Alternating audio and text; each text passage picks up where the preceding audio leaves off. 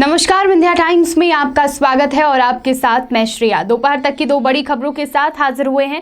पहली खबर की बात करते हैं। मध्य प्रदेश में 28 सीटों पर होने वाले उपचुनाव में राजनीतिक पार्टियां पूरे दमखम के साथ मैदान पर उतरी हैं। जीत का दावा किया जा रहा है और जीत के लिए पूरी जोर आजमाइश भी राजनीतिक पार्टियों द्वारा की जा रही है। लेकिन सरकार बनने के बाद भी उनके सामने एक मुश्किल खड़ी होने वाली है।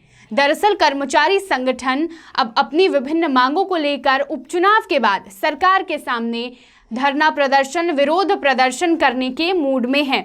काफ़ी लंबे समय से कर्मचारी संगठन की यह मांग है, वेतन वृद्धि और तमाम चीज़ों को लेकर वह लगातार मांग कर रहे हैं, लेकिन अभी तक उनकी मांगों पर कोई काम नहीं किया गया है। इसलिए सरकार बनने के बाद उनके सामने एक बड़ी चुनौती खड़ी हो सकती है। लंबे समय से प्रदेश के संविदा कर्मी, लिपिक, चतुर्थ श्रेणी कर्मचारी अपनी विभिन्न मांगों को लेकर सरकार के सामने अपनी मांग रख चुके हैं, लेकिन किसी तरह की कोई कार्यवाही नहीं हुई। वेतन वृद्धि, महंगाई भत्ता और एरियर्स की राशि की मांग को लेकर कर्मचारी विधानसभा उपचुनाव के बाद विरोध प्रदर्शन कर सकते हैं, जिससे सरकार की मुश्किलें बढ़ सकती हैं।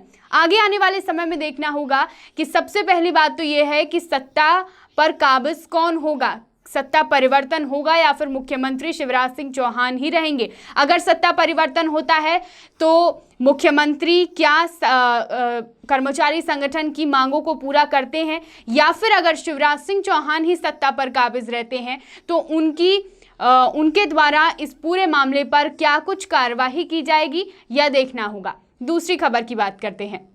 कोरोना संक्रमण के चलते पिछले 7 महीनों से बाजार में मंदी का माहौल है। बाजार ठप पड़ा है और अब आज से नवरात्रि के पहले दिन से त्योहार का सीजन शुरू हो गया है। नवरात्रि 9 दिन का त्योहार, दशहरा, फिर दीपावली। इस त्योहार के सीजन में व्यापारियों को कहीं ना कहीं उम्मीद है कि त्योहार का सीजन शुरू होने से जो ठप पड़ा था उनका पूरा धंधा वो एक बार फिर से तेज गति से चलेगा। उनको यह उम्मीद है कि सीजन शुरू होने के साथ ही अब उनकी जो कमाई है वो फिर से वापस लौटेगी और मंदी जो हुई थी वह एक बार फिर से ठीक होगी। कोरोना काल में नवरात्रि का पर्व आज से शुरू हुआ है। भक्त मंदिरों में पहुंच रहे हैं, लेकिन सबसे यही अपील है कि अगर आप मंदिर जा रहे हैं, पंडाल जा रहे हैं, माता रानी के दर्शन कर रहे हैं, तो पूरी सावधानी बरतें और सतर्कता के साथ सोशल डिस्टेंसिंग, मास्क, सैनिटाइजर का उपयोग करते हुए माँ दुर्गा के दर्शन कीजिए।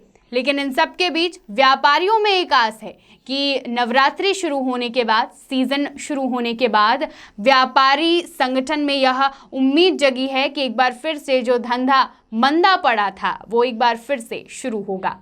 दोपहर तक की दो बड़ी खबरें, इसी तरह की खबरों के लिए बने रहिए विंध्या टाइम्स के साथ। बहुत बहुत धन्यवाद।